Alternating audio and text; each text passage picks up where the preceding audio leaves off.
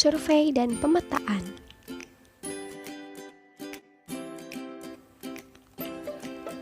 Tujuan pembelajaran.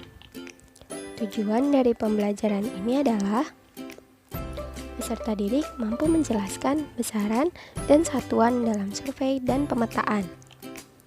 Peserta didik mampu menjelaskan sistem koordinat. Peserta didik mampu menjelaskan kerangka dasar pemetaan. Peserta didik mampu menjelaskan pemetaan linier. Peserta didik mampu menjelaskan pemetaan situasi dan detail. Pertama, konsep dasar pekerjaan survei dan pemetaan. Kita akan belajar tentang besaran dan satuan. Pertama adalah jarak dan tinggi, yaitu satuan metrik seperti meter dan kilometer. Lalu yang kedua adalah luas, yaitu umumnya menggunakan meter persegi, hektar, atau kilometer persegi. Yang ketiga adalah volume, yaitu satuan yang dipakai berupa meter kubik. Lalu yang keempat adalah sudut, yaitu biasanya menggunakan seksagesimal, sentisimal, dan radian. Sistem koordinat. Pertama adalah sistem 4 kuadran, yaitu terdiri atas 4 bagian, yaitu kuadran 1, 2, 3, dan 4. Pertama, letak kuadran 1 berada di kanan atas dengan nilai koordinat X dan Y positif. Kuadran 2 berada di kanan bawah dengan nilai koordinat X positif dan Y negatif. Kuadran 3 berada di kiri bawah dengan nilai koordinat X dan Y negatif. Kuadran 4 berada di kiri atas dengan nilai koordinat X negatif dan Y positif. Sistem koordinat. Yang kedua adalah menentukan jurusan 2 titik atau azimut.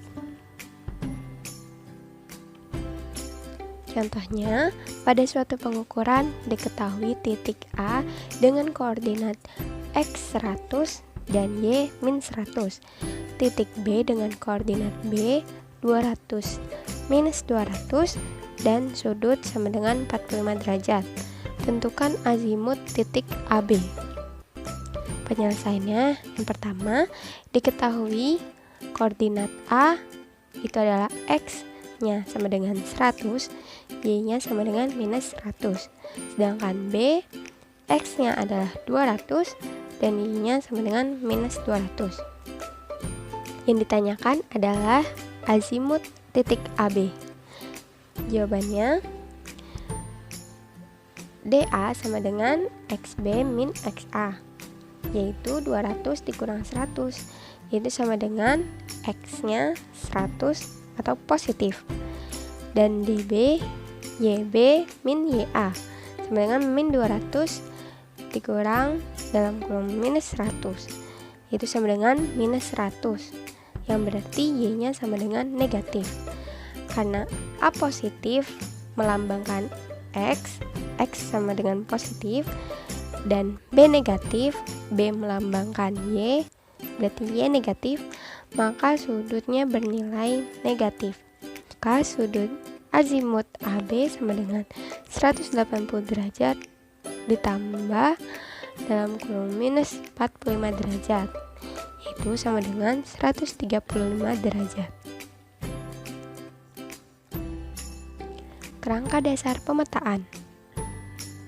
Yang pertama adalah kerangka dasar horizontal, yaitu terdapat metode poligon dan metode triangulasi. Lalu yang kedua adalah kerangka dasar vertikal, yaitu pengukuran ketinggian titik sehingga didapat beda tinggi antara 2 atau lebih titik pengukuran. Yang ketiga adalah pengukuran titik detail, yaitu pengukuran yang dilakukan untuk penggambaran di peta. Metode poligon. Contohnya seperti berikut. Bila diketahui sudut azimut AB sama dengan 120 derajat, maka untuk menghitung titik BE yaitu diketahui koordinat A adalah 100, 200, dan jarak AB adalah 20 meter. 1,2 sama dengan sudut 1 ditambah beta 2 dikurang 180 derajat adalah sudut kanan, dan sudut 1,2 sama dengan sudut 1 dikurang beta 2 ditambah 180 derajat sama dengan sudut kiri. Ditanyanya adalah koordinat B. Penyelesaiannya, karena sudut azimut sama dengan 120 derajat, sudut BC-nya sama dengan 120 derajat ditambah 90 derajat dikurang 180 derajat sama dengan 30 derajat. Karena yang ditanya menghadap ke sudut kanan, jadi kita menggunakan persamaan yang pertama. Lalu selanjutnya menghitung sudut CD sama rumusnya, yaitu sudut 30 derajat ditambah sudut 225 derajat dikurang 180 derajat sama dengan 75 derajat. Lalu sudut DE 75 derajat ditambah 135 derajat dikurang 180 derajat, itu sama dengan 30 derajat. Maka digunakan persamaan sebagai berikut. Setelah itu kita masukkan ke dalam persamaan, yaitu XB sama dengan XA ditambah DAB sin sudut AB sama dengan 100 ditambah 20 dikali sin 120 derajat sama dengan 100 ditambah 20 dikali 0,86 sama dengan 100 ditambah 17,32 yaitu sama dengan 117 derajat. Lalu persamaan yang kelima, yaitu YB sama dengan YA ditambah DAB cos sudut AB. YA-nya sama dengan 200 ditambah 20 dikali cos 120 derajat sama dengan 200 ditambah dalam kurung minus 10, yaitu sama dengan 190 derajat. Jadi koordinat titik B adalah 117,190. Yang kedua adalah pemetaan linier. Pemetaan ini biasanya digunakan untuk perencanaan dan pendahuluan secara sederhana. Pemetaan linier juga cukup dengan pengukuran menggunakan pita ukur untuk mendapatkan data jarak tanpa menghitung besarnya sudut. Pemetaan situasi dan detail. Yang pertama adalah pengukuran kerangka dasar horizontal. Pengukuran ini bertujuan untuk pemetaan yang tidak terlalu besar.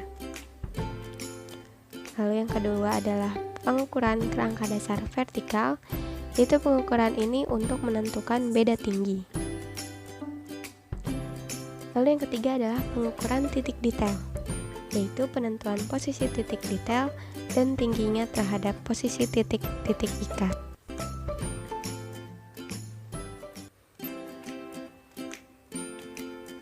Kesimpulan, konsep dasar pekerjaan survei dan pemetaan harus dikuasai secara mendalam oleh seorang juru ukur agar dapat menghasilkan data pengukuran yang akurat dan menghasilkan peta yang valid. Terima kasih. Ada yang ingin bertanya?